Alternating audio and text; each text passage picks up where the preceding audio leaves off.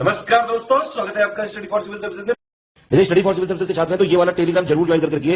YouTube channel में हमारे साथ है तो भी ये वाला टेलीग्राम ज्वाइन करना बहुत ज्यादा जरूरी है। सारे नोटिफिकेशन, सारे अपडेट, सारे मोस्ट इंपोर्टेंट पिक्स, सारा रिवीजन सब कुछ यहाँ पे बताया जाता है। टेस्ट को ध्यान से अटेम्प्ट करिए और बताइए कितना स्कोर आपने किया है, कितने सही किए हैं टोटल क्वेश्चन में से। सभी लोग अपना अपना स्कोर जरूर कमेंट करिए। देखिए ये हमारा एससीएस डेली क्विज चैनल है, इसमें डेली क्विज होती है, बिल्कुल फ्री में, इसको जरूर ज्वाइन कर लीजिएगा। ये हमारा इंस्टाग्राम का पेज है, इसको जरूर फॉलो कर लीजिएगा। Study for civil dot services करके अगर आप इंस्टाग्राम में सर्च करेंगे तो आपको मिल जाएगा। वीडियो के डिस्क्रिप्शन में इसकी लिंक दी हुई। इसमें आप स्टोरी सेक्शन जरूर देखते रहा करिए, प्लस इसमें हाईलाइट्स आते रहते हैं और प्लस पोस्ट आती रहती है, इनको जरूर फॉलो करते रहिए। नमस्कार दोस्तों, स्वागत है आपका स्टडी फॉर सिविल सर्विसेज में। डे नंबर 20 सॉल्व करेंगे, जो इलाहाबाद हाईकोर्ट की हम क्विजेस सॉल्व करते हैं। ये हमारा टेलीग्राम चैनल है, आप इसको ज्वाइन करें अगर आप इसके मेंबर नहीं हैं।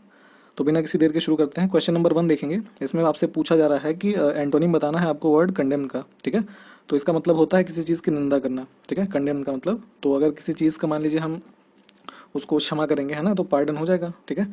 तो दिए हुए ऑप्शंस में पार्डन जो है ये हमारा करेक्ट आंसर हो जाएगा। अगला प्रश्न है कि आपको ये बताना है, सिनोनिम बताना है वर्ड ये एक्सटैसी, है ना, इसको ऐसे प्रोनाउंस करते हैं एक्सटैसी। तो इसका मतलब एक्सटैसी का मतलब हो जाता है मतलब एक आनंद की स्थिति, है ना, परम आनंद वाली स्थिति। तो उससे मिलता जुलता एक शब्द होता है डिलाइट, है ना, इसका भी मतलब आनंद होता है। तो ऑप्शन ए जो होगा वो करेक्ट हो जाएगा। 3 नंबर प्रश्न में आपसे पूछ रहे हैं कि सिनोनिम आपको फिर बताना है वर्ड इंटरप्रेट का, ठीक है। तो इंटरप्रेट का जो मतलब होता है वो निडर होता है, मतलब जो किसी चीज़ से डरता नहीं। तो सेम वैसा ही मतलब होगा हमारा जो दिया हुआ वर्ड है वैलियंट। वैलियंट का मतलब भी निडर होता है। चलिए 4 नंबर क्वेश्चन है। अब आपको यहाँ पे एक ब्लैंक स्पेस में फिल करना है। तो सेंटेंस हमारा क्या है कि the Nations blank space has made 2 and even 3 car families the norm, ठीक है। तो अब यहाँ पे दिए हुए ऑप्शंस में जो हमारा इसके हिसाब से करेक्ट फिट होगा ऑप्शन जो है, तो ये हो जाएगा हमारा ऑप्शन सी जो है एफ्लुएंस, ठीक है। तो एफ्लुएंस का मतलब होता है कि समृद्धि, है ना। तो जैसे सेंटेंस के हिसाब से सही यही बन रहा है कि जो देश की समृद्धि है ना, एफ्लुएंस समृद्धि, तो उसने जो है एक जो नॉर्म बन गया है 2 and even 3 कार फैमिलीज, है ना। तो एक एक घर में मान लीजिए 2 या 3 कार हैं, तो ये देश की समृद्धि से ऐसा पॉसिबल है। तो ऑप्शन सी जो होगा करेक्ट हो जाएगा। चलिए अगला देखेंगे। 5 नंबर क्वेश्चन में पूछा जा रहा है आपसे कि ईडियम का मतलब बताना है आपको। तो ईडियम हमारा है फार क्राई फ्रॉम, ठीक है। तो फार क्राई फ्रॉम का मतलब होता है इसमें जो इसका एग्जैक्ट मतलब होता है कि एकदम अलग होना, ठीक है। तो अगर कोई चीज़ एकदम अलग है तो मतलब दिए हुए ऑप्शंस में ऑप्शन बी में वो फिट बैठ रहा है, ठीक है, इस वाले में। तो ये वेरी डिफरेंट हो जाएगा। तो फार क्राई फ्रॉम मतलब समवन, समथिंग और someone which is very different. Next question देखेंगे। अब यहाँ पे फिर आपको ब्लैंक स्पेस में फिल करना है। तो देखिए सेंटेंस क्या है कि they stand blank space crimes against humanity, ठीक है। तो अब क्या होगा कि दे स्टैंड अक्यूज्ड ऑफ, है ना, उनको दोषी ठहराया गया। तो they stand accused of crimes against humanity, है ना, उनको ह्यूमैनिटी के खिलाफ क्राइम करने के लिए दोषी ठहराया गया। तो ऑप्शन बी करेक्ट हो गया। अगला क्वेश्चन है ऑपोजिट बताना है आपको यहाँ पे। तो वर्ड है कॉमिटी, ठीक है। तो कॉमिटी का जो अर्थ होता है वो होता है शिष्टाचार, ठीक है, जो काफ़ी शिष्ट हो और शिष्टाचार व्यक्त करे तो कॉमिटी उसको बोलते हैं। तो इसका ऑपोजिट हो जाएगा हमारा ऑप्शन बी जो है हॉस्टिलिटी, है ना, हॉस्टिलिटी। तो इसका मतलब होता है मतलब द्वेष भाव या शत्रुता मान लीजिए। तो हॉस्टिलिटी ऑपोजिट है किसका, कॉमिटी का, ऑप्शन बी। 8 नंबर प्रश्न में फिर एक ईडियम है। तो ईडियम हमारा है हिट द सैक, है ना। तो इसका अर्थ बताना है आपको। तो हिट द सैक का मतलब होता है कि सोने चले जाना या सो जाना, ठीक है, सोना मतलब कुल मिला के। तो उसके लिए हो जाएगा ऑप्शन है गो टू बेड, है ना। तो ऑप्शन ए जो है ये करेक्ट है। हिट द सैक का मतलब ही होता है सोना, है ना, सोने चले जाना, ऑप्शन ए। 9 नंबर क्वेश्चन में फिर आपको एक ब्लैंक स्पेस है। तो देखिए सेंटेंस क्या है कि he was promoted to the rank of major in recognition to his blank space during the battle. तो अब उसको प्रमोट करके मेजर बनाया गया, तो कुछ ऐसी बात होगी ना युद्ध के दौरान, तो क्या होगा वो वैलर, है ना। ऑप्शन ए जो है वैलर का मतलब होता है साहस, उसकी वीरता के लिए, उसने युद्ध में जो वीरता दिखाई उसके लिए उसको प्रमोट करके मेजर बना दिया गया। ऑप्शन ए जो है करेक्ट है। अगला प्रश्न है आपको यहाँ पे डेट्रियस वर्ड का मीनिंग बताना है, ठीक है।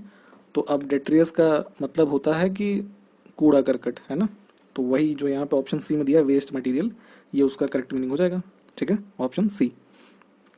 20 नंबर प्रश्न में एक पैसिव वॉइस आपको बनाना है। तो हमारा सेंटेंस है कि I remember my father taking me to the theatre, ठीक है। तो अब यहाँ 4 ऑप्शन दे रखे हैं, ठीक है। तो इसका जो करेक्ट ऑप्शन होगा पैसिव वॉइस, ऑप्शन सी जो है ये वाला हो जाएगा। तो अब चूंकि इस सेंटेंस में जो जैसे कि पास्ट की मेमोरी बता रहे हैं, तो जिसको ऐसे समझिए कि जिसको थिएटर ले जाया जा रहा है और जो इस सेंटेंस को याद मतलब इस बात को याद कर रहा है वो एक ही इंसान है, ठीक है। तो इसीलिए आई का उपयोग हम एक बार करेंगे, तो इस हिसाब से उसको फ्रेम करेंगे। कुछ इसका जो स्ट्रक्चर बनेगा कि आई रिमेंबर, है ना, फिर उसके बाद हम बीइंग लगा देंगे, ठीक है। उसके बाद वर्ब की थर्ड फॉर्म ले लेंगे, उसके बाद जो सेंटेंस में रिमेनिंग पार्ट है जैसे टेकन टू द थिएटर, और उसके बाद बाई लगा देंगे, और फिर जो ऑब्जेक्ट है तो ऑब्जेक्ट कौन है, माई फादर, है ना।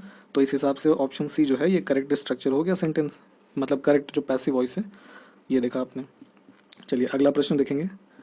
इसमें क्या है कि यहाँ पे आपको कोटेड पार्ट में एक वर्ड है, सॉरी, हाँ मतलब कुल मिला के एक सेंटेंस है कि I am too knackered to go out this evening, है ना। तो ये नैकर्ड या कनैकर्ड इसको कुछ प्रोनाउंस कर सकते हैं, तो इसका जो मीनिंग है वो क्या होगा, है ना। तो ये इसका मतलब कुल मिला के होता है टायर्ड, है ना, थका हुआ। तो अब आपको कहाँ पे दिया हुआ है, ये ऑप्शन बी में दे रखा है, ठीक है। तो टायर्ड का मतलब नैकर्ड, ऑप्शन बी। चलिए 13 नंबर प्रश्न में सिनोनिम बताना है आपको, अनअसैसिलेबल, ठीक है। तो अनअसैसिलेबल का जो अर्थ होता है वो क्या होता है, आपको ये चूज करिए इन दिए हुए ऑप्शंस में से। तो अनअसैसिलेबल का मतलब है कि जिसको हराया ना जा सके, है ना, अपराजय कह लीजिए हिंदी में। तो ऑप्शन सी जो हो जाएगा इनविंसिबल, है ना, ये करेक्ट हो जाएगा हमारा। इनविंसिबल का मतलब भी होता है जैसे जिसको हिंदी में बोलते हैं अजेय, है ना। तो इसलिए ये दोनों सिनोनिम हो गए आपस में। अगला प्रश्न है कि करेक्टली स्पेल्ड वर्ड आपसे पूछा जा रहा है। तो अब देखिए इसमें चूंकि 3 गलत हैं, एक सही लिखा हुआ है, तो हम यहाँ पे देख लेते हैं पहले कौन सा सही है ना। तो जो ब्लेटेंट लिखा है ऑप्शन बी में, दिस इज करेक्ट। और बाकी के जो शब्द हैं तो वो इस हिसाब से शुद्ध लिखे जाएंगे। ये जैसे ऑप्शन ए है तो प्रिजम्पशुअस इसको पढ़ते हैं, ठीक है।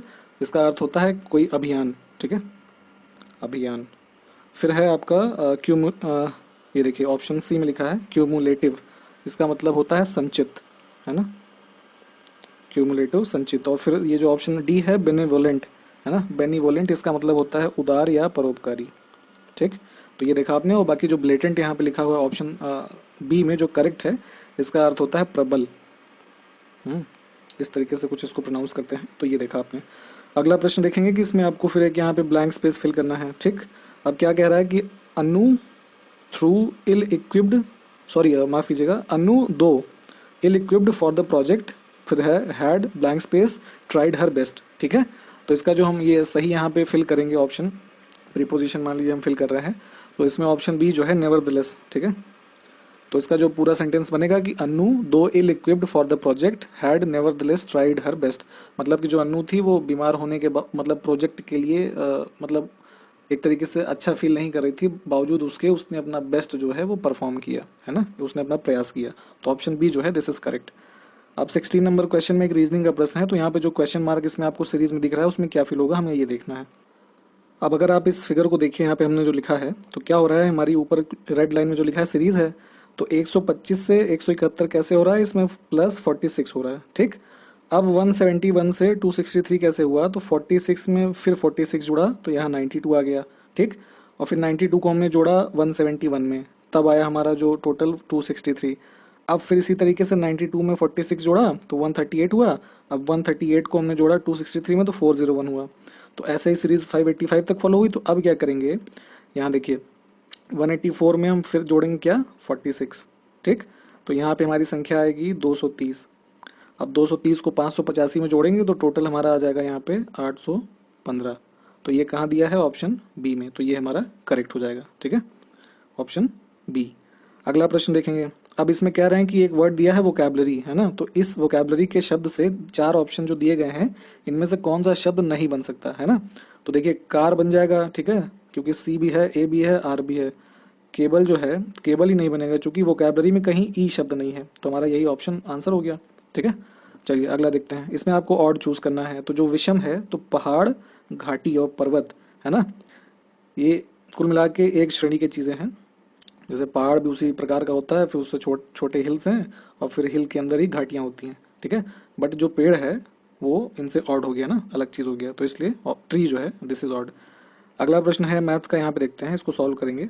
देखिए एक डी ऑप्शन जो है 40, तो यहाँ इसको हम लिख लेते हैं कहीं पे, ठीक है, ये डी हो गया, ये 40। अब इसको सॉल्व करते हैं। यहाँ इसको सॉल्व करें अगर, तो यहाँ पे देखिए कह रहा है कि अगर कोई खुदरा व्यापारी अपने सामान की अंकित मूल्य पर 20% की छूट देता है, ठीक है। तो जैसे ये यहाँ लिख लेते हैं इसको, मार्क्ड प्राइस 20% की छूट दिया तो मतलब 80/100, ठीक है, इक्वल्स टू कॉस्ट प्राइस पे बेच रहा है ना, लागत मूल्य पर बेचता है, तो लागत मूल्य अंकित मूल्य से कितने प्रतिशत अधिक था, तो ये पूछ रहे हैं आपसे।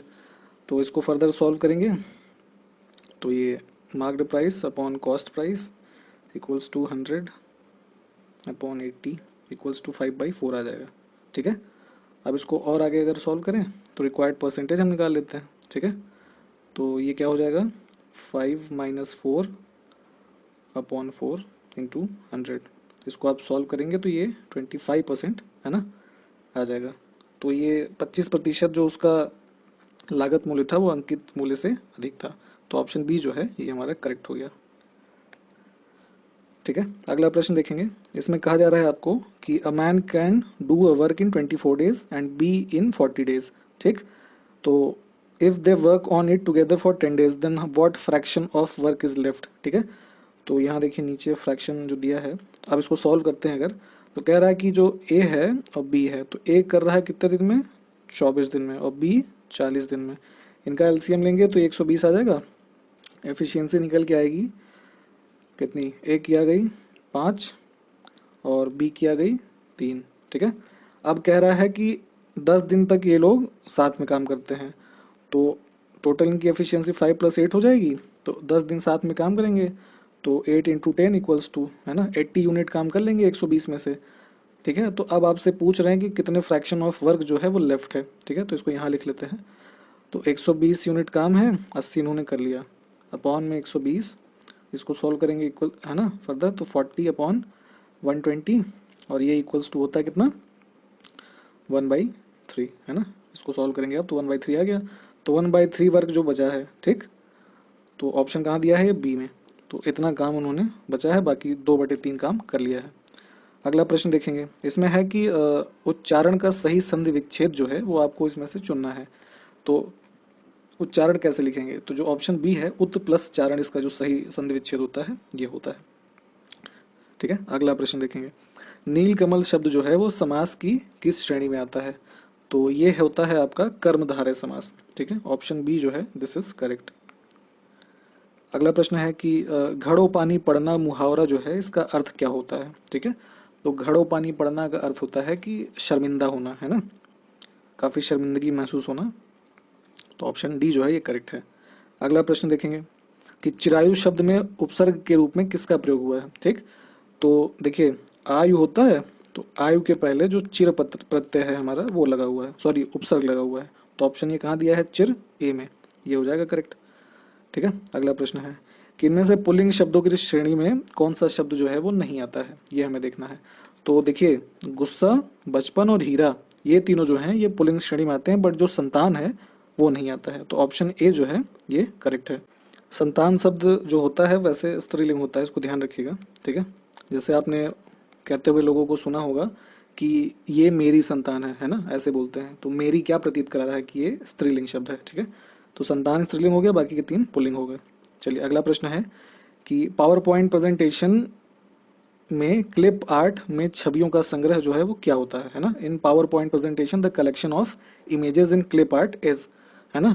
तो अगर आपने टूल पैनल देखा है तो जो क्लिप आर्ट का पैनल होता है वो क्या होता है, उस पर आप क्लिक करते हैं वो तुरंत आपके जो भी पीपीटी या जो भी काम कर रहे हैं आप उस पर वहाँ पे इंसर्ट हो जाता है, तो वो रेडी टू यूज ही तो होते हैं, ठीक है। ऑप्शन ए जो होगा करेक्ट हो जाएगा।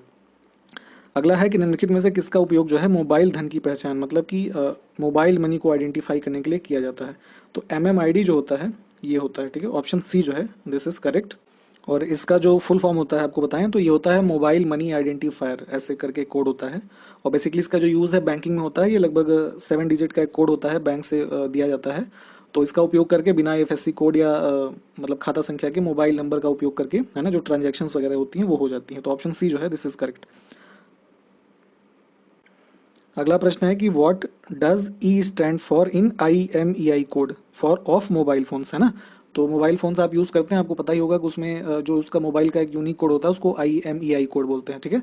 तो आप बेसिकली आपको इसका फुल फॉर्म पता होना चाहिए IMEI का, तो फुल फॉर्म होता है कि इंटरनेशनल मोबाइल इक्विपमेंट आइडेंटिटी, ठीक है। तो जो ई है उसका क्या मतलब हो गया, इक्विपमेंट, ऑप्शन बी जो है दिस इज करेक्ट। चलिए अगला है कि the computer that provides resources to other computers on a network is known as which among the following, ठीक है। तो जैसे वह कंप्यूटर जो किसी नेटवर्क पर अन्य कंप्यूटरों को संसाधन प्रदान करता है तो उसे बोलते हैं सर्वर, है ना। ऑप्शन बी जो है ये करेक्ट है, ठीक। और अगला प्रश्न देखेंगे, an Excel spreadsheet helps in, ठीक है। तो जो एक्सेल MS एक्सेल जो होता है उसके अंदर जो स्प्रेडशीट पे हम काम करते हैं तो उसके अंदर हम क्या क्या काम कर सकते हैं या वो हमें किन कामों में मदद करता है। तो सॉर्टिंग डेटा, है ना, कोई भी डेटा है जैसे आगे पीछे है उसको सीक्वेंस में लगाना या है ना कुछ अपने हिसाब से कस्टमाइज करना, उसमें वो हेल्प करता है। अरेंजिंग डेटा इजीली, है ना, तो कोई भी डेटा है आप उसको ईजिली अरेंज कर सकते हैं, कोई भी है। फिर है कैलकुलेटिंग न्यूमेरिकल डेटा, तो आपको पता ही है कि उसमें जैसे कई सारे फार्मूलाज होते हैं तो उसमें कैलकुलेशंस हम कर सकते हैं, है ना, चीज़ों को अपने हिसाब से मैनेज कर सकते हैं। तो जो सारे के सारे ऑप्शन दिए हुए हैं ऑप्शन डी जो होगा करेक्ट हो जाएगा। 31 में है कि इनमें से कौन सी विधि जो है वो किसी सतह पर पिंड के मध्य घर्षण को बढ़ाने के लिए उचित है ना। मान लीजिए कोई सरफेस है उस पर कोई ऐसे पिंड है तो ये पिंड और सरफेस के बीच में इनमें से कौन सी विधि जो है वो फ्रिक्शन बढ़ाएगी, है ना। तो इसका अगर हम ये जो सरफेस है इसका रफनेस बढ़ा दें, है ना, इसको रफ कर दें, खुरदुरा कर दें, तो उन दोनों के बीच में फ्रिक्शन बढ़ जाएगा। तो ऑप्शन ए जो है ये करेक्ट है। अगला प्रश्न है कि परमाणु भार के आधार पर पृथ्वी पर पाया जाने वाला सबसे भारी तत्व निम्नलिखित में से कौन सा है। तो ये होता है आपका यूरेनियम, जो ऑप्शन डी दे रखा है ना। ये पृथ्वी पर पाया जाने वाला सबसे भारी तत्व है।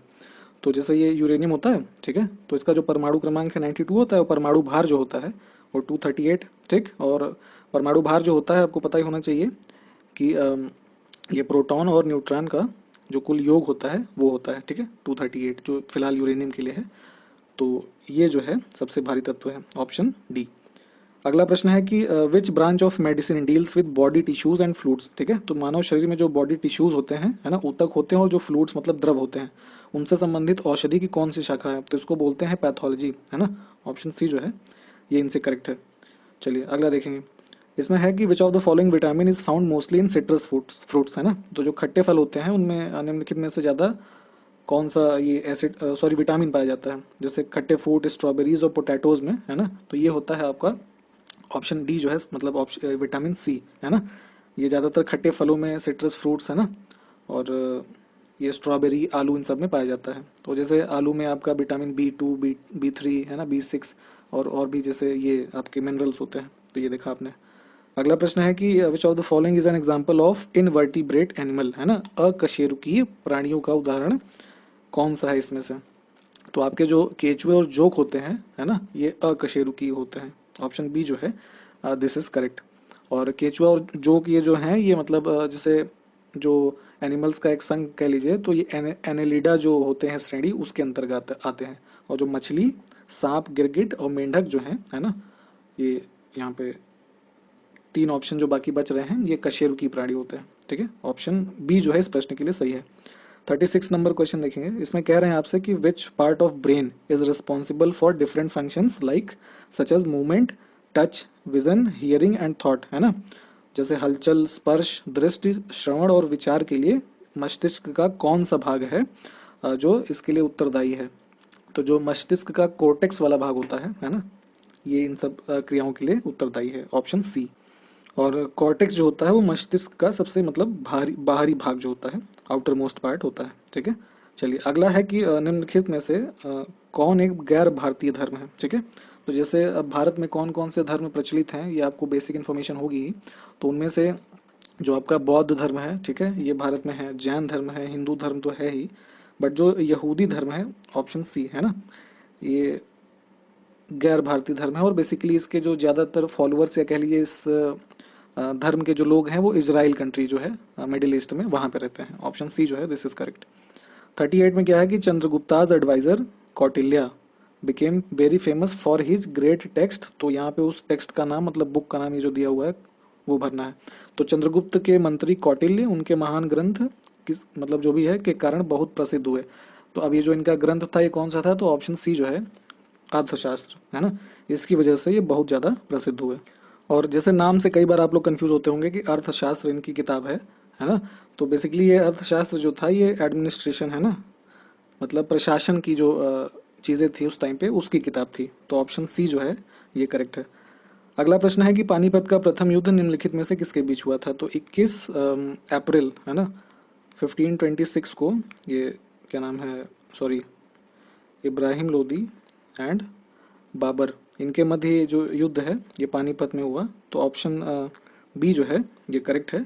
और मतलब कुल मिला के एक डिसाइसिव बैटल थी। तो इसके बाद जो बाबर था वहीं से फिर मुगल डायनेस्टी के इंडिया में शुरुआत हुई एक तरीके से। उसके बाद उसने जैसे खानवा का युद्ध 1527 में लड़ा, जिसमें राणा सांगा हारे, और फिर 1528 में चंदेरी का युद्ध में मेदिनी राय को हराया। उसके बाद 1529 में घाघरा का युद्ध में अफगानों को हराया गया। तो इस तरीके से ये क्रोनोलॉजी है। तो फिलहाल पानीपत का प्रथम युद्ध इब्राहिम लोदी और बाबर के मध्य। अगला प्रश्न है कि विजयनगर के सबसे प्रसिद्ध जो शासक थे कृष्णदेव राय, है ना, तो ये किस राजवंश से संबंधित थे? तो विजयनगर के टाइम पीरियड पे तो ऐसे कुछ राजवंश थे। तो जैसे सबसे पहले था ये संगम वंश, ठीक है। उसके बाद सालुव था, सालुव, सालुव के बाद तुलुव, ठीक है। और तुलुव के बाद आपका था अरिकमेडु, सॉरी अराविडु भी बोलते थे उसको, है ना, अराविडु, ठीक है। तो जो कृष्णदेव राय थे वो संबंधित थे ये तुलुव वंश से। ऑप्शन बी जो है ये करेक्ट है। चलिए अगला प्रश्न देखेंगे। इनमें क्या है कि निम्नलिखित में से किसे लोकप्रिय रूप से प्राचीन भारत के नेपोलियन के रूप में जाना जाता था, ठीक है। तो जो आपके समुद्रगुप्त थे, ऑप्शन ए जो है, इनको नेपोलियन, भारत का नेपोलियन बोला जाता था। और मतलब इनके टाइम पे एक फॉरेनर था विंसेंट स्मिथ, उसने इनको बोला था भारत का नेपोलियन। और समुद्रगुप्त का जो इतिहास जाना जाता है उसका मुख्य स्रोत जो है वो प्रयाग प्रशस्ति है, जिसकी रचना जो है वो हरिशेन ने की थी, है ना, चंपू शैली में। हरिशेन ने की चंपू शैली में, और वहीं से इनकी जितनी भी विजयें थी उस पर प्रकाश काफ़ी पड़ता है। तो ये देखा आपने। अगला प्रश्न है कि 1885 में स्थापित भारतीय राष्ट्रीय कांग्रेस, तो ध्यान रखिए फैक्ट ही है, 1885 में इंडियन नेशनल कांग्रेस जो था उसकी स्थापना हुई, ठीक। तो उसके जो पहले अध्यक्ष थे, प्रेसिडेंट, है ना, वो कौन थे? तो जो सबसे पहले प्रेसिडेंट थे वो थे डब्ल्यू.सी. बनर्जी। ऑप्शन बी जो दे रखा है, इनका पूरा नाम था व्योमेश चंद्र बनर्जी, ठीक है। और पहला सेशन जो था उसमें 72 डेलीगेट जो थे, प्रतिनिधि थे, उन्होंने भाग लिया। बम्बई में ये सेशन हुआ, ठीक है। उसके बाद जैसे फिर दूसरा सेशन हुआ उसमें दादा भाई नेहरू अध्यक्ष थे। तीसरा जो सेशन हुआ उसमें बदरुद्दीन तैयब जी थे, है ना। फिर चौथा इलाहाबाद में हुआ था, जहाँ पे आपका ये हाई कोर्ट का एग्जाम होना है, ठीक है। तो उसके अध्यक्ष जो थे वो प्रेसिडेंट वो थे जॉर्ज यूल, है ना। तो इस तरीके से देखा आपने। अगला प्रश्न देखेंगे कि इनमें से गदर आंदोलन जो है वो कहाँ प्रारंभ हुआ? तो पहले भी हमने आपको बता रखा है कि गदर आंदोलन जो है यूएसए में स्टार्ट हुआ 1913 में, ठीक है। और लाला हरदयाल, ठीक है, सोहन सिंह भाखना, है ना, ये सब उसके जो संबंधित मतलब स्थापित जिन्होंने किया, ये सब उन मेंबर्स में थे। अगला प्रश्न है कि traditional Phulkari embroidery style is most popular in which state, ठीक है। तो जैसे कढ़ाई की शैलियाँ होती हैं, तो जैसे हर राज्य में कुछ ना कुछ प्रचलित है, तो उसी हिसाब से जो फुलकारी है तो ये आपका कहाँ पे मतलब प्रसिद्ध है? तो जो फुलकारी कढ़ाई है ये आपका पंजाब राज्य में, है ना। ऑप्शन सी जो है ये करेक्ट है, यहाँ पे पॉपुलर है। अगला प्रश्न है कि निम्नलिखित में से कहाँ लोकगीत की एक शैली जिसका नाम है रागिनी, है ना, ये प्रसिद्ध है? तो रागिनी आपकी होती है जो आपका हरियाणा है प्लस वेस्टर्न उत्तर प्रदेश और राजस्थान के कुछ हिस्से, है ना, यहाँ पे ये होता है। तो फिलहाल अगर प्रश्न में आपसे पूछा जा रहा है कि कहाँ की शैली है, तो बेसिकली ये जो ओरिजिनल है वो हरियाणा की ही है। तो ऑप्शन बी हम चूज करेंगे, ठीक है। अगला प्रश्न है कि the difference between the value of exports and value of imports of goods of country in a given period of time, है ना। मतलब कि मान लीजिए कोई एक, मान लीजिए 2 महीने का समय है, ठीक है। तो उसमें जो वैल्यू ऑफ मतलब जो एक्सपोर्ट किया गया उसकी वैल्यू, और जो चीज़ इंपोर्ट करी गई मतलब मंगाई गई उसकी वैल्यू जो है ना, तो उन दोनों के बीच में जो डिफरेंस होता है उसको क्या बोलते हैं? वही यहाँ ब्लैंक स्पेस में भरना है। तो देखिए यहाँ नीचे ऑप्शन कुछ चला गया, इसको देखते हैं। तो ऑप्शन डी जो है बैलेंस ऑफ ट्रेड है, इसको बोलते हैं, ठीक है। एक गिवन पीरियड ऑफ टाइम में वैल्यू ऑफ इंपोर्ट और वैल्यू ऑफ एक्सपोर्ट का डिफरेंस, ठीक है, ये देखा आपने, ठीक। प्रदत्त समय अवधि में वस्तुओं के निर्यात के मूल्य और आयात के मूल्य के मध्य के अंतर को व्यापार संतुलन मतलब बैलेंस ऑफ ट्रेड कहते हैं, ठीक है। अगला प्रश्न है कि भारतीय रक्षा बल के सुप्रीम कमांडर कौन होते हैं? तो जितने भी ये आर्मी, नेवी और एयरफोर्स की बात हो रही है, ठीक है, इनके जो सुप्रीम कमांडर होते हैं तो ये होते हैं आपके राष्ट्रपति, ठीक है। ऑप्शन सी जो है दिस इज करेक्ट। अगला प्रश्न है कि देखिए घुन और केचुए जैसे अन्य जीवों के अपशिष्टों या मृत शरीर को खाने वाले जीवों को क्या कहा जाता है ना। मतलब कहा जा रहा है कि घुन और केचुए जैसे जो जीव होते हैं, है ना, इनकी तरह अन्य जीव, तो जब ये मर जाते हैं, इनके अपशिष्ट जो बन जाते हैं, और या मान लीजिए किसी भी चीज़ का मृत शरीर है, तो ऐसे चीज़ों को खाने वाले जीवों को क्या कहा जाता है? तो इनको बोलते हैं अपरद भोजी, ऑप्शन डी जो है डेट्रीवोरस इनको बोला जाता है। तो जो ये अपरदभोजी जीव होते हैं तो ये मृत पौधे या जंतु जो होते हैं उनका पहले अपघटन करते हैं, फिर बाद में उन्हीं जीव जंतुओं से अपना जो भोजन है उसको प्राप्त करते हैं। तो ऑप्शन डी जो है ये करेक्ट है। अब अगला प्रश्न है कि हमारे सौर मंडल के किस ग्रह का कोई भी चांद या मतलब उपग्रह नहीं है। तो जैसे पृथ्वी है तो पृथ्वी का जैसे जो मून है ना, चंद्रमा, तो ये उसका सैटेलाइट है, नेचुरल सैटेलाइट उपग्रह है ना। तो उस हिसाब से जो दिए गए ऑप्शन हैं तो इसमें से किसका कोई वो नहीं है, मतलब कहा जा रहा है आपसे चंद्रमा नहीं है ना, सैटेलाइट नहीं है। तो जो शुक्र है ना, इसका कोई सैटेलाइट नहीं है, और जो बुध होता है ना, उसका भी कोई सैटेलाइट नहीं है। तो ये 2 ग्रह ऐसे हैं जिनमें चांद या उपग्रह नहीं है। अंतिम प्रश्न है आपका कि which one among the following countries has the maximum number of neighbours, है ना। तो जैसे भारत देश है तो उसके कुछ पड़ोसी राज्य हैं, तो उसमें से उसी तरीके से इन देशों में कौन सा ऐसा देश है जिसके सबसे ज़्यादा पड़ोसी हैं। तो जो आपका चाइना है इसकी सीमा में 14 देश जो हैं वो आते हैं, है ना। 14 देशों से इसकी सीमा लगती है। तो ऑप्शन डी जो है ये करेक्ट है। तो यहाँ तक ये 50 क्वेश्चन सॉल्व हुए, है ना। आने वाले दिनों में ऐसे क्वेश्चन और सॉल्व करते रहेंगे, बने रहिए तब तक हमारे साथ। जय हिंद।